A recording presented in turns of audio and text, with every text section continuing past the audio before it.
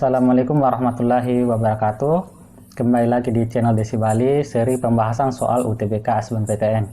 Di video kali ini kita kembali membahas tes potensi skolastik atau TPS, yaitu salah satu tes dari UTBK SBMPTN.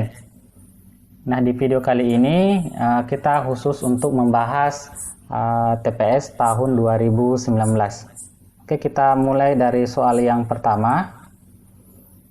Oke, jadi soal yang ini adalah soal asli TPS 2019 ya.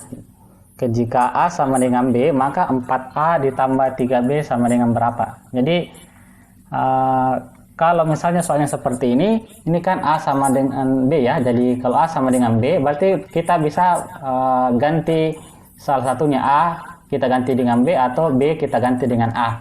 Misalnya kita ganti A dengan B, berarti 4B ditambah dengan 3B. 4B tambah dengan 3B itu sama dengan 7B ya.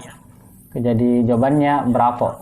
Atau misalnya kalau kita gantinya 4A ditambah B-nya kita ganti dengan A, 3A ini sama dengan 7A ya. Tapi di pilihan itu tidak ada 7A. Karena di pilihan tidak ada 7A, berarti A-nya kita ganti lagi dengan B. Berarti 7B. Jadi tetap jawabannya berapa? Oke, cukup mudah ya untuk soal yang ini. Oke, kita coba lanjut ke soal yang kedua. Jika A dikali B sama dengan 12, dengan A dan B adalah bilangan bulat positif, maka nilai maksimum A plus B kurang 1. Oke, jadi yang ditanyakan itu A plus B kurang 1 yang nilai paling besar. Jadi yang pertama kita tentukan dulu nilai A dan B-nya. A dan B itu bisa ditentukan dari sini. A kali B sama dengan 12. A dan B itu adalah bilangan bulat positif. Berarti A-nya itu bisa 1, B-nya sama dengan 12 ya. Yang penting perkalian antara bilang pertama dengan bilang kedua itu sama dengan 12. Atau bisa juga 2 dikali dengan 6. Atau bisa juga 3 kali dengan 4. Atau 4 kali dengan 3. Atau 6 dikali dengan 2. Atau 12 dikali dengan 1. Tapi yang di sini yang ditanyakan itu nilai maksimum A plus B kurang 1. Berarti kita cari nilai A plus B yang paling besar. Kalau ini kita jumlah 1 tambah 12, ini penjumlahnya 12 ya. Kalau ini penjumlahnya 8. Ini 7, ini 7, ini 8, ini 13 ya. Ini tadi 13 ya. Jadi 1 tambah 12 itu 13. Jadi nilai yang paling besar A plus B itu 13 ya. Berarti kalau ini 13 dikurang 1 berarti jawabannya itu 12 delta. Jadi nilai A plus B kurang 1 yang paling besar itu sama dengan 12. Jadi angka A dan B itu 1 dan 12. Oke, begitu ya. Oke, kita lanjut ke soal berikutnya. Jika P lebih besar 3 dan Q lebih besar 4, maka nilai P kali Q itu sama dengan berapa? Jadi yang pertama kalau cari soal yang begini, kita anggap saja dulu P-nya 3, Q-nya 4. Kita kali berarti 12 ya. Tapi P-nya itu lebih besar 3, Q-nya juga lebih besar dari 4. Berarti hasil perkaliannya itu lebih besar dari 12. Jadi lebih besar dari 12, jawabannya Charlie. Oke, cukup mudah. Lanjut ke soal berikutnya. Jika P adalah bilangan habis dibagi 5 dan nilainya ada di antara 21 dan 29, sedangkan Q adalah bilangan yang habis dibagi 6 dan nilainya ada di antara 19 dan 29, maka yang mana pernyataan berikut yang benar? Jadi untuk menentukan pernyataan yang benar di sini, maka kita harus menentukan nilai P dan nilai Q-nya terlebih dahulu. Nah, P itu adalah bilangan yang habis dibagi 5. Bilangan yang habis dibagi 5 itu kelipatan dari 5 ya. Misalnya 10 dibagi 5, 2. Jadi 10 itu habis dibagi 5. 20 dibagi 5, 4. Ini juga habis dibagi 5. Beda kalau misalnya 23 dibagi dengan 5. Ini dibagi dengan 5. Ini tidak habis dibagi 5 ya.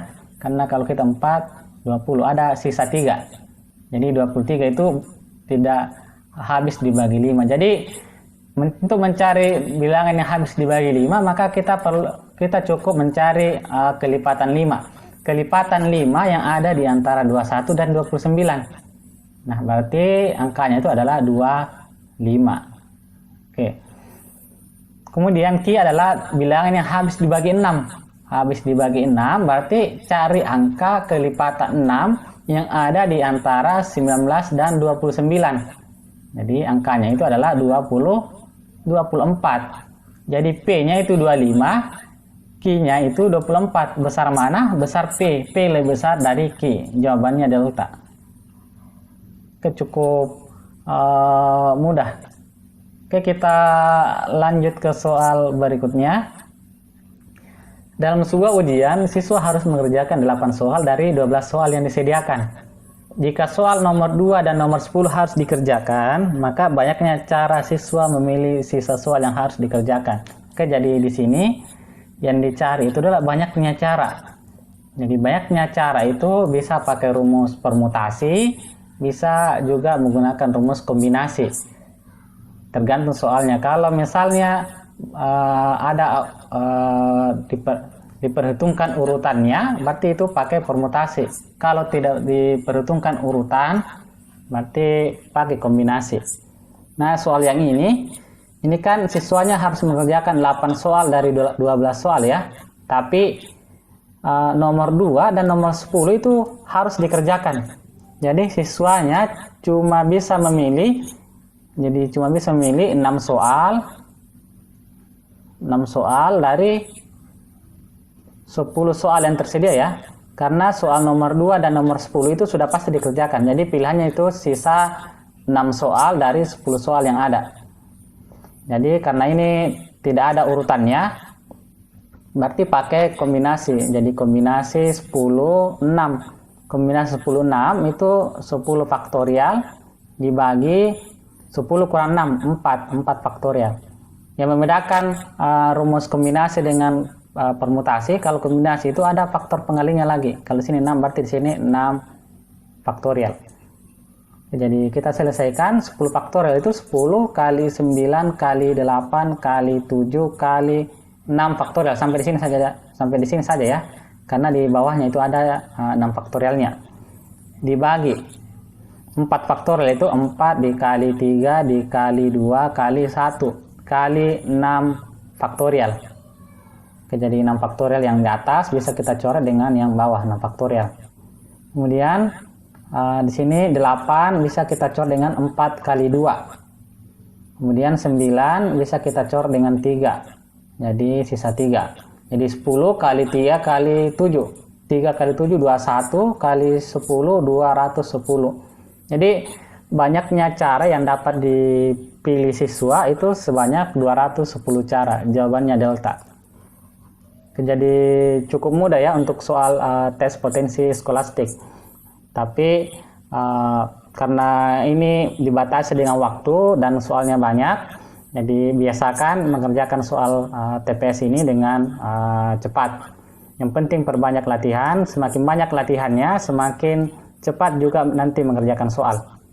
Semoga lolos UTBK SBMPTN tahun 2022, masuk ke kampus-kampus pilihannya. Amin. Assalamualaikum warahmatullahi wabarakatuh.